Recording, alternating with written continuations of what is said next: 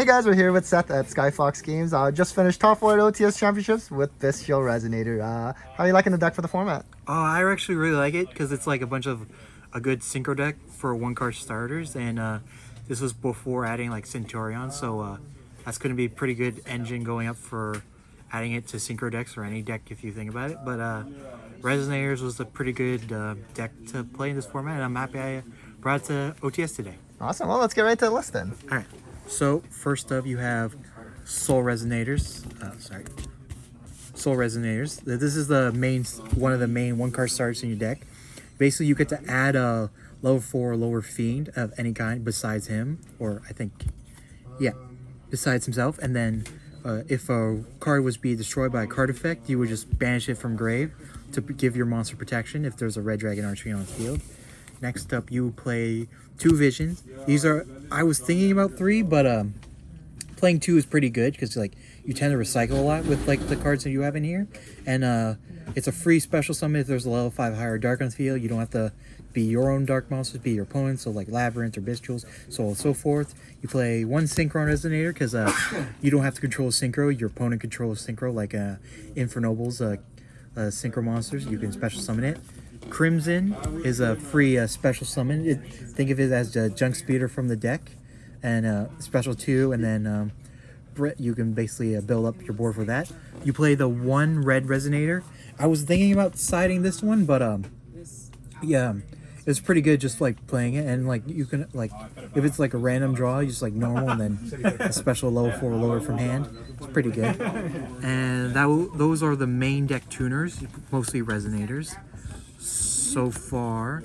And we have non-tuners now. We have the 3 Bone Archfiends. This is a free special summon on his own. It's a free level modulator using himself or any other card you have in the field.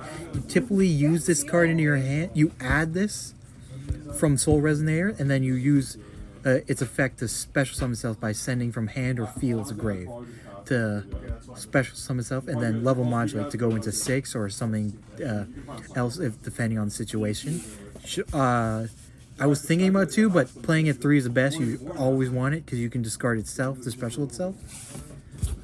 Next up, we have the Bestial package. We have 3 Lubellion, 1 Magnamut, 2 Drewsworm. I was thinking about cutting to 1 Serenaire for like the Visual spells and trap engines, and those pretty much cover the Visuals part of the deck.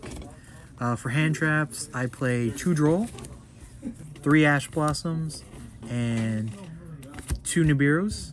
For the Bestial and Resonator engine, you want to always play 3 of. So 3 Resonator Calls and 3 Crimson Gaia. Resonator Calls is pretty simple, it just adds any Resonator. It's like, think of it as tuning, not once per turn. So if they ash it, they lose the add and just go into that. Crimson Gaia you should always play 3 of. You get to add from deck or grave that mentions Red Dragon ARCHFIEND. When Red Dragon ARCHFIEND declares attack, it forces your monsters in face down defense positions. So that's pretty strong itself because Red Dragon ARCHFIEND destroys everything in defense. And when a monster of yours is destroyed, you can special summon a Red Dragon ARCHFIEND from grave to field too. So that's pretty awesome as well. Next up, we play the 2 Talents, because always be playing 2 without. 1 call by and your 3 cross out, just cause.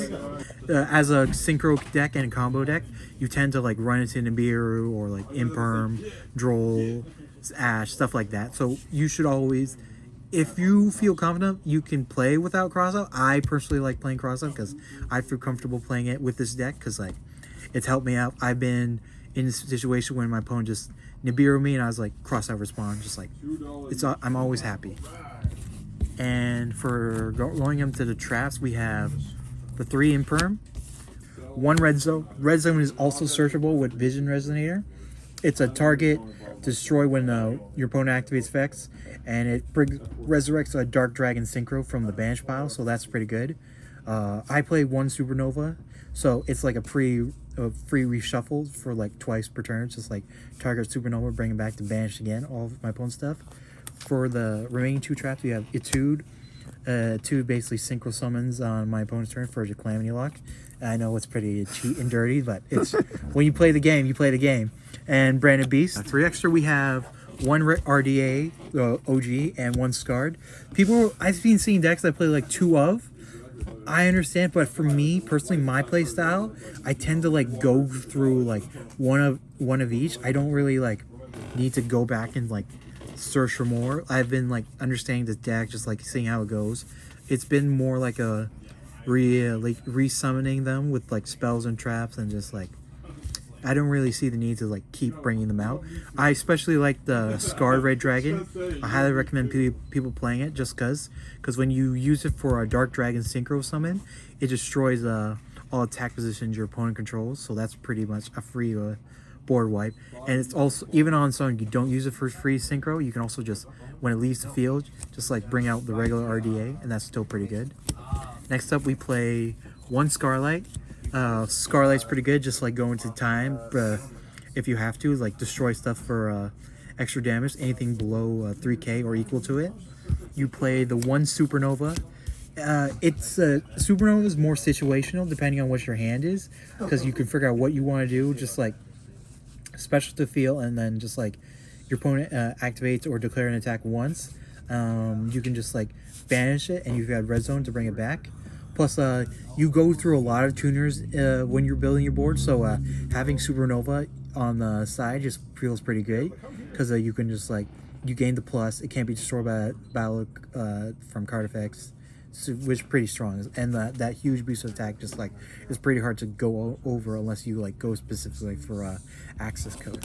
And then for the level 10s in here, I have Bane, Red Dragon Archfiend of Bane, which is pretty good. It doesn't really come up, but you're happy to have it because it's like situational. Just tribute one to like special Red Dragon Archfiend, deal damage, summon a tuner from deck in the grave, and you play one Dispatter, because Dispatter I don't really see use to play two Dispatters, because it's like a lot of your stuff is like dragon, so it's pretty easy to summon Dispatter.